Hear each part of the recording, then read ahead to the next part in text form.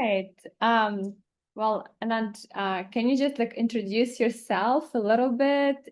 So then we know like your background, and then we can start, like talking about very interesting topic, which I'm personally very curious about. It's like why majority of longevity clinics are failing, and I know that you have a Mhm. beautiful experience. Yeah, well, thank you. Yeah, great. Thank you so much for having me on this platform, Leah. I think it's wonderful that there's so many people around the world who are engaging with this new and exciting type of healthcare. And even though today we're going to talk about some of the challenges that businesses that work in this space face, I still do believe that there is tremendous opportunity in front of us, not just for us as entrepreneurs, but also for patients, most importantly. Um, so I think what I want to do before I answer your question directly, and I will, is to first set up, what is it that has lined up to create this opportunity for this space to emerge? And I think, I think understanding this helps understand what some of the limitations are that businesses are facing. And so to me, the movement towards longevity medicine is really something that has been brewing for probably well over a decade. And I think there are three trends that I want to highlight that have been coming together to create this tremendously powerful moment that we're in right now. The first is dissatisfaction with the healthcare system, especially here in the United States. But I think that this is, in many ways, a global phenomenon. People have been progressively becoming more and more unhappy with the medical care they receive from the conventional hospitals and medical clinics that exist where they live. They feel as though the care is not personal, it's not proactive, it doesn't really take into account their needs or their particular, situation. And, COVID-19 and the COVID-19 pandemic really accelerated and kind of threw gasoline on what was, to that point, a fire that was smoldering. Um, and that was a significant accelerant to this trend. So you have on the one hand people starting to feel like, hey, the medical system that's been set up for me doesn't really respond to my needs, isn't really built for me. The second trend that uh, has helped to create this moment relates to people realizing that investing in themselves is something worth doing. And this is something that has taken a long time for us as a society, really, to understand and appreciate. But again, I think COVID-19 was a big accelerant where, for a very long time, we've all been told that um, exercise, nutrition, sleep are important, that taking care of your health is important, that being proactive about your health is important. But I don't think most people, certainly people who were, maybe on the younger side of their lives, were used to thinking about their health at all in any kind of meaningful way. And I think COVID-19 was maybe the first time that people across all sorts of different age demographics thought about their health in a really serious way and realized that investing in their health was important. So that was the second, important trend. And then the third is just all of the tremendous scientific progress that has been made in terms of understanding how we can influence health, how we can control conditions, manage conditions that previously had been quite challenging for the medical system. And I think GLP-1 receptor agonists, I think, are probably the best example of that, where, obesity and metabolic syndrome are so pervasive and have been so challenging for us to manage. And with GLP-1 receptor agonists, which, have been around for close to a decade now, but in terms of their utilization as tools for metabolic disease and weight loss has really been something that people have only come to appreciate in the last 3 to 4 years. And given how prevalent those problems are, and given how top of mind they are, people are now starting to realize, like, wow, like not only are we more interested in investing in ourselves, not only do we feel like the healthcare system that's been stood up for us doesn't really work for us, but there's also all this amazing technology that now exists to help us live better lives in a way that wasn't possible before. And of course, artificial intelligence is just, again, pushing this all forward. So this is what has created this moment. And I still do believe that there is tremendous opportunity. But I would say one of the biggest things that cause businesses to struggle in this environment, to kind of shift gears to your question, is at a root level a failure to understand what brought us to this moment, right? You have to deeply understand the mindset of the person, of people who are now in this marketplace in order to build products and services for them. And unfortunately, there are a lot of people who, and this happens with any business cycle, they see a lot of people jumping in and they just decide to jump in too. And they kind of try and copycat what's happening, or try to surmise what they think works based on their own intuition. Like another common error path is people build what they think they want versus what customers actually want. I know that, sorry for interrupting. I know that, I mean, you had a great experience with a modern age, right? And Yeah. I see like some people, like joined us today, Charlene and Andrew. So maybe you just kind of give a brief, like introduction, like who you are, like what you do, so then the guys can get more familiar with your experience.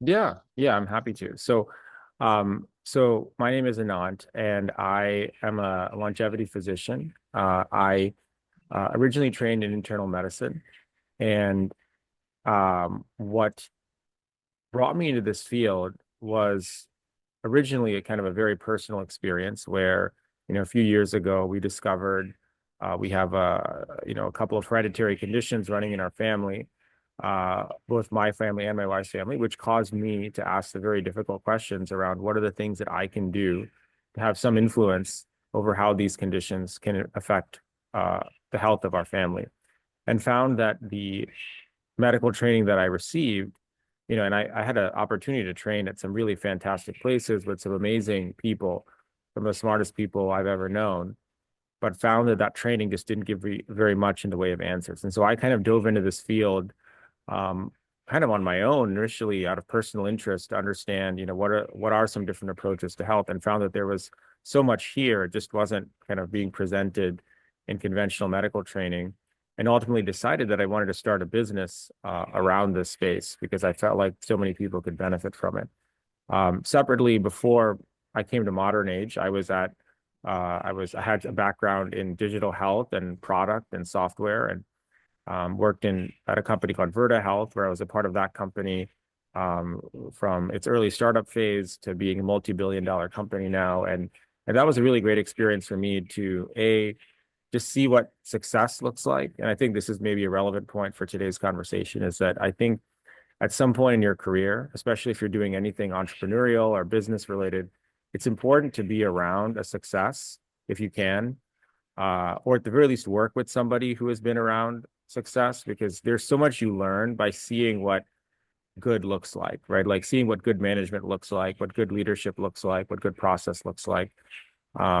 And so I was really fortunate to have that experience with Virta. And then, toward the end of my time at Virta, we had this discovery about our health, and that then brought me to Modern Age. And so Modern Age was a first of its kind concept. We were trying to bring a hybrid telehealth and vertically integrated longevity medicine offering, really at a time when the concept of longevity medicine was pretty ill-defined. Like back when I joined Modern Age as chief medical officer, we didn't have all these groups or discussion forums or any of this stuff. It was kind of just like maybe a handful of concierge clinics that were doing this at a very high price point. And our goal was to try and create something that was more accessible to a broad marketplace. And so it was a real learning experience for me, trying to figure out like what exactly is longevity medicine? How do we do it for people in a way that they can understand, that they can afford? And so I was part of building out that initial strategy, hiring the initial team. I wore many hats at Modern Age. I was certainly, ran the clinical organization and hired and trained the team and all the stuff that a typical chief medical officer would do. But because of the nature of what we were doing, I also wore hats on the business side, where I helped to own our sales funnels, where we were responsible for ensuring that people had good experience in their visits and converted to different programs that we had. and I worked very closely with the product teams, given my background in product, as well as the marketing teams. I think that I'll just say, like, I think any medical leader in this space, to be effective, to be as effective as they should, and I think this is honestly rare. I don't think most people do this. To be a really effective medical leader, you kind of you have to be able to wear multiple hats. I think most people think that they can just be a medical leader and just kind of stay in their lane and opine on Mhm. science and the clinical medicine and let everyone else figure out what to do. And you can certainly do that. That's what most people do. But that's also why a lot of businesses are not doing well, is because to really make this work, you have to make everything gel together. You have to Yeah, why, what do you think like happened? Like why the modern age didn't succeed? Like why it's failed? yeah, it's a good question. So as I said, it was a little bit before its time. Although, you know, towards the end of the time, at the end of I was at Modern Age for about 3 years. Mm-hmm. And by the end, like we actually had a pretty successful core product, which was called the Aging Wellness Assessment. Um, and it was basically a Function Health type product before Function Health existed. As you guys all know, there is tremendous demand for those types of services. Um, and so it was actually the core business was actually doing well. Why the business wasn't able to raise a second round of financing had to do with many factors. I think one of the biggest ones was just timing. We raised our Series A at the top of the market in 2021 when valuations were extremely inflated. Um, and the mentality around how to run a business was just very different, right? Like everyone, including, you know, the board and everyone, and I own this too, was of the mindset of, hey, let's raise a lot of money, let's spend it, you know, quickly, let's make a big splash, and then there's another round waiting in the wings. Like that's kind of the mentality that across the industry was the case. And it's why you're seeing that now a lot of the companies that were started or raised rounds at that vintage, like 2021, are really either they've shut down or they're really struggling now.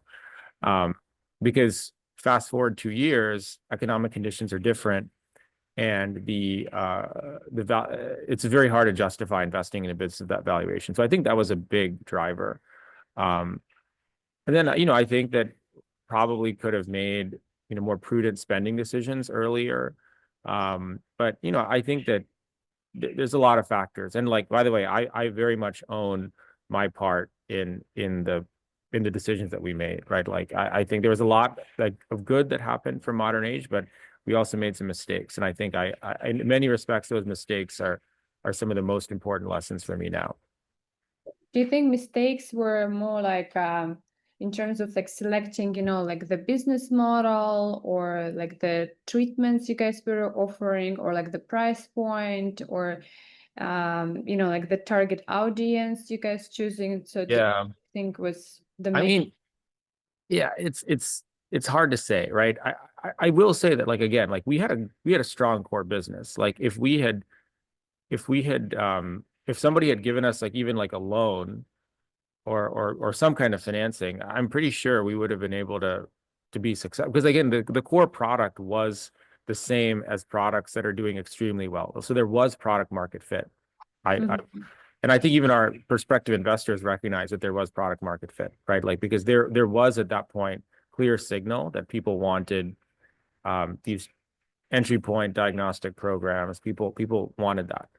The issue was, you know, we had spent a lot of money, or so our burn rate was high. We had like a business that was quite complicated. I think that was one thing that Mhm. probably made it difficult, right? We had a physical business with physical four wall clinics in New York City.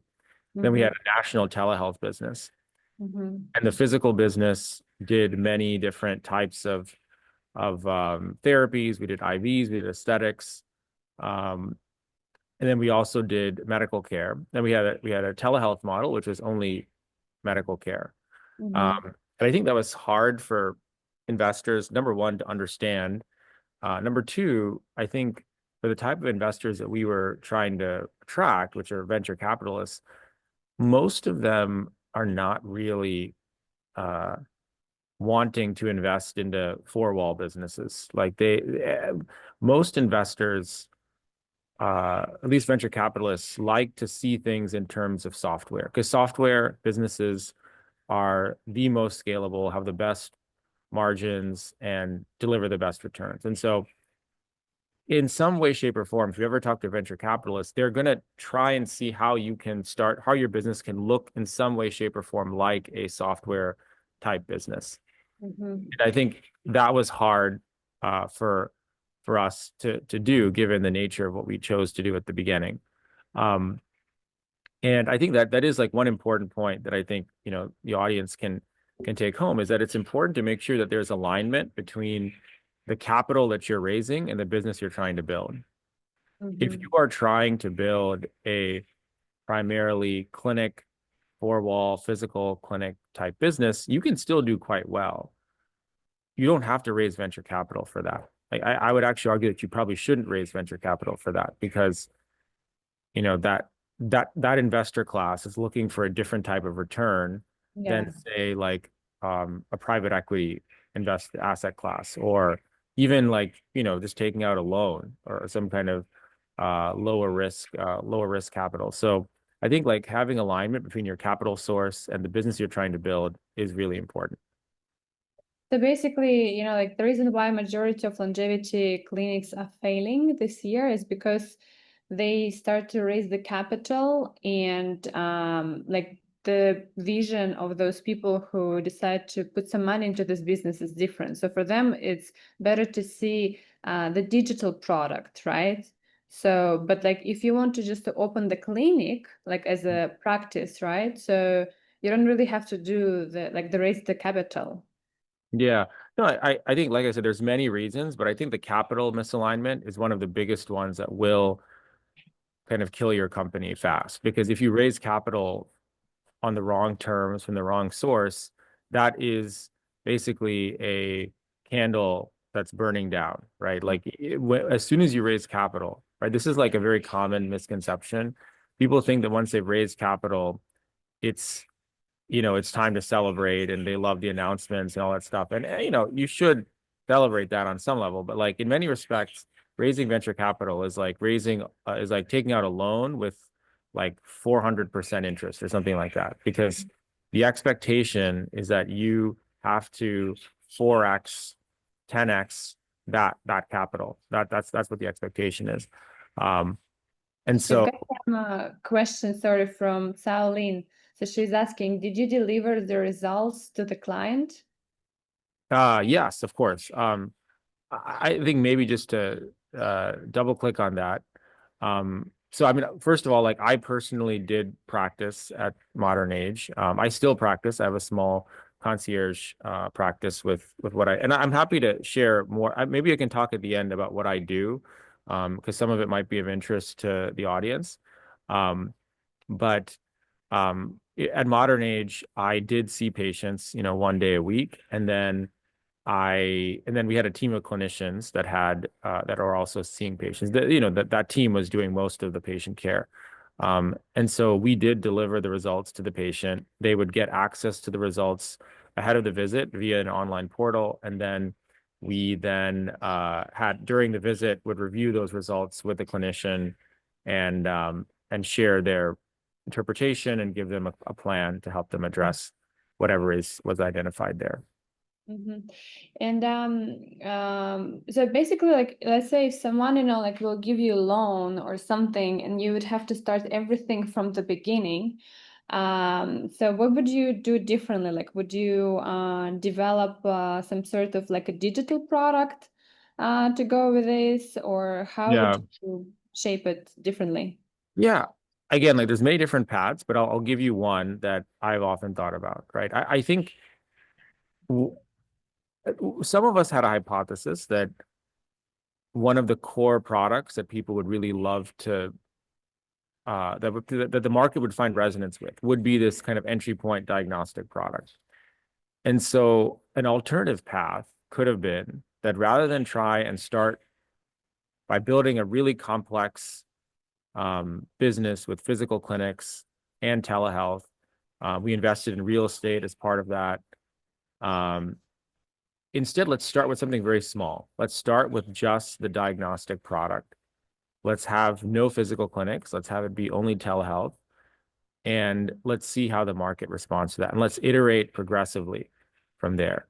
Um, I'll just, to give you an example of how this could be done on the positive side, like I think that's essentially the approach that MIDI Health, which is a company that I advise and work with now, that is essentially the approach they took. Like they took a very deliberate and incremental approach with their business, basically testing systematically hypotheses that they had about the market and the product that they wanted to offer.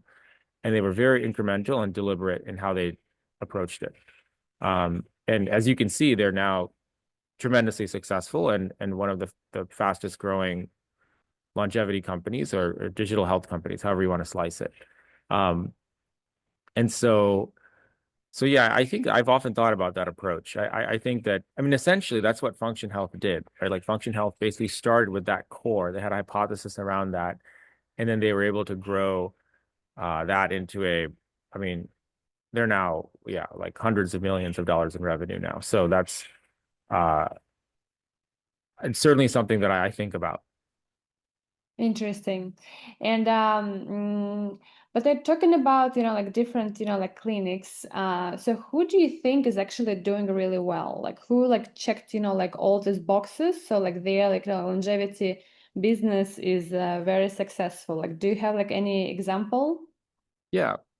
Yeah. I think the first thing that I'll mention is that success is relative, right? Success is defined by the person running the business. Success does not have to mean that you're building a multi-billion-dollar company or billion-dollar company. You can be quite successful building a solo practice that gives you satisfaction and gives you financial stability and security. So there's many different types of success. But I suspect what people are going to want to hear are like, what are some companies that are operating with high visibility that are doing a good job? And I think I'll just again point to some of the companies that I've had the benefit of now working with. Um, MIDI Health, I think, is doing a phenomenal job. They have, as I mentioned, they're focused on women's health and menopause care, and they have a very clear sense of their identity. They know who they're for. They understand those terms, right? Those trends that we talked about at the beginning, kind of specific to their market. Like they deeply understand that, and they show up in a way that really resonates. I think they're definitely one. They've also taken this very deliberate and focused and incremental approach to what they do. So I think they're a great example. Superpower, which is another company that I work with, offers a holistic, comprehensive diagnostic like function, but they also have a digital care program on top of that. And again, I think this is a company that has a very clear sense of who it is, who they're for. You just go to their website. It's clear that like it makes you feel something when you visit these websites, right? Just to be quite honest with you, the vast majority of longevity clinic websites look very generic, right? Like there's like, pictures of people exercising and, drinking green juice and meditating. And it's like, that can work, right? But Yeah. are you speaking to someone? Are you delivering a message? I think that's where most companies could be doing better. But I think there's plenty of good examples. And those are just two that I mentioned. Yeah, I agree with you. I mean, some of them, like it's like you do the blood test and you send like your sample, and at the end of the day, like you just get a result and that's it. Like you have to find out like on your own. So it's Yeah. always better to speak with someone like in this industry who can actually kind of like know like your family history or anything, and then like they can like order like specific biomarkers for you. They can tell you like, oh, like you should do this and this and that, and kind of like customize like the whole package of all of those like biomarkers. And Mhm. yeah, I would say maybe like from everyone I know in this industry, I would agree that the superpower pretty like they're doing pretty well with this selecting the biomarkers. But what do you like? I see right now a lot of longevity clinics. appearing these days, and they're still targeting high profile clientele, like the prices, like very, very, very high. So what do you think about it? Like, do you think it's something, like changing, or you think it's another way to fail because the percentage, like of this, like a market niche is not that high. So it's better to focus on, I would say, like a middle market for majority of people who can afford. So what's your Yeah, opinion about that? yeah, it's a good question. My short answer is I don't think the market is saturated at any price point. I think the bigger issue is that people um, shoot themselves in the foot by raising the wrong type of capital, by not understanding where customers are, acquiring them efficiently, um, and that sort of thing, right? I think there's no shortage of, at least at this point in 2025, there's no shortage of clients across all price points. But all that being said, I like to think about the market loosely in three different segments. There is the kind of high ticket concierge tier, which is a tier that's been around for the longest in this industry. This has probably been around for a decade, if not longer, and has probably looked more like concierge medicine in the past, and now is kind of morphing to include elements of this more personalized and proactive care. Those sticker prices are kind of in the 25K, 50K and up. And these are usually, well-regarded physicians or celebrity physicians, or that sort of thing. And this thing has been around for a while. And again, I think there's still going to be quite a bit of demand for businesses that are serving that price point. I don't think it's over-penetrated at all. It's more the bigger limitation right now is reaching people effectively because there are plenty of people who want this service. Most of them don't know where to find it. Most of them don't know where to find it. So that's the first tier. The second tier I'd kind of put in the middle at being like anywhere from 10 to 20K a year annual. And this is where you start to see in that first tier, for the most part, all of those businesses are not really very corporatized. They're usually kind of individual physicians and their branded practices and celebrity practices and that sort of thing. At this middle tier, you do start to see some corporatized models like Fountain Life, like Sanagenics, and Biograph. And these are like, again, like low five-figure models. And then there is kind of the lower end, which is, I would say, low four figures, and below. And you could probably split that up even more, but at this point there isn't too much that's under 1,000 annually, with the exception of like a few things like MIDI and Superpower are two examples that are kind of on the really accessible end. um, Mhm. and I think that there's plenty of opportunity across the board. There are more businesses in the second and third, the first and second tiers that I mentioned right now, definitely.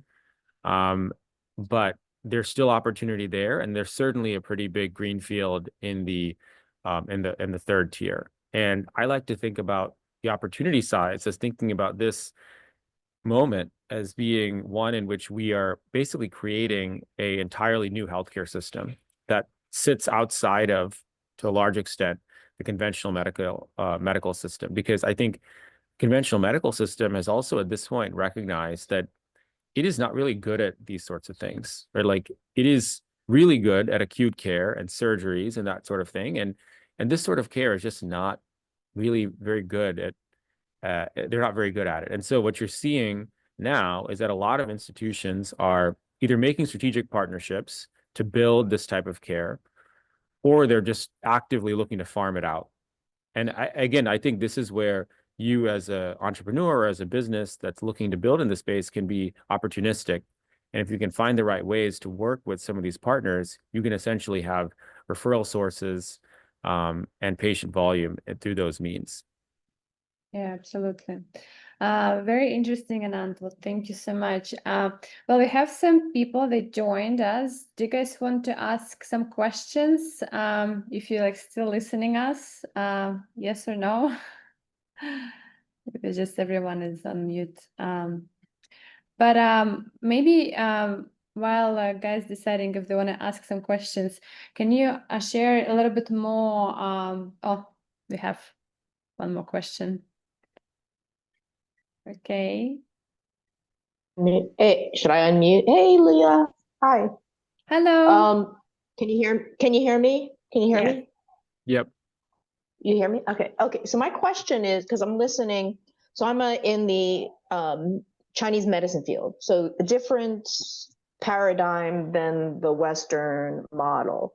And so I'm familiar with modern age. I'm also familiar with some other models like Within. And I mean, I call them like the Starbucks model because they're looking at uniformity and less about really personalized custom or customized care. So the question I asked about, did you deliver the results to the client? Meaning, were they happy with what they got? Did they feel they got value for the services? And kind of like looking, because you were talking about like scaling business, do you, sorry, I got construction by my office, do you have like your ideal client or your ideal avatar? Yeah.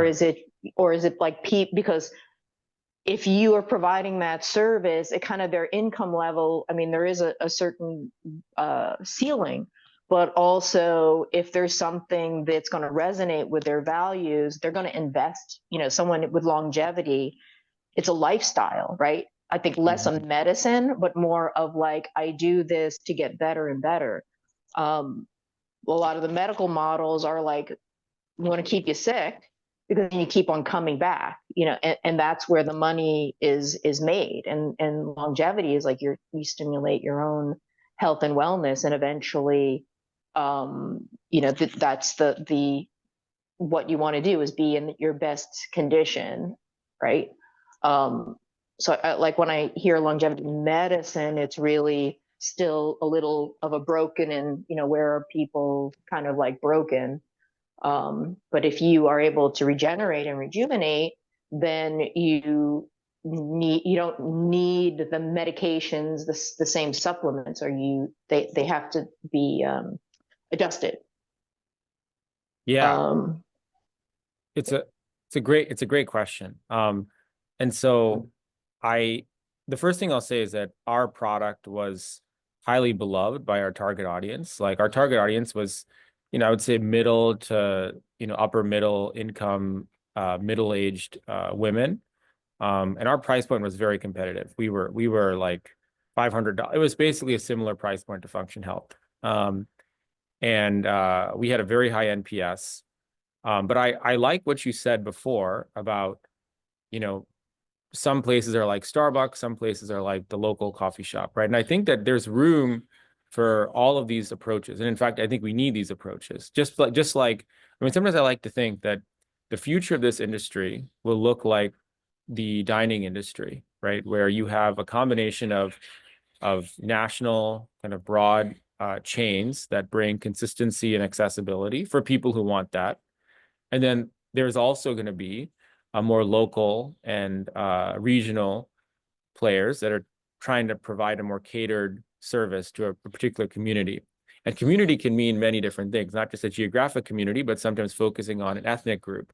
I think that's a huge untapped opportunity, by the way, is longevity services that are targeted to specific ethnic groups. Like I know as a South Asian that there are certain approaches that are mostly missing from the dialogue in longevity medicine that are extremely important to people in my community. And I'm sure you would probably say the same thing. So I think that's just a really good example of the opportunity that sits in front of us.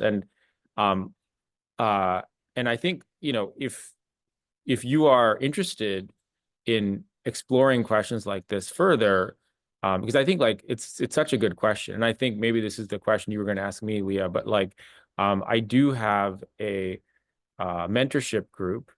And if you can let me share my screen, Leah, I'm happy to put the Sure, yeah. details up for people who are listening. But I love the question. I love the dialogue. And the the best way to figure out what this means for you is to learn from people who've done it before and to learn from others who are in your position. And so I do have a mentorship program, which you can read more about here, where we have a continuously updated library of clinical education, business education. You get access to tools, business tools to help run your practice. For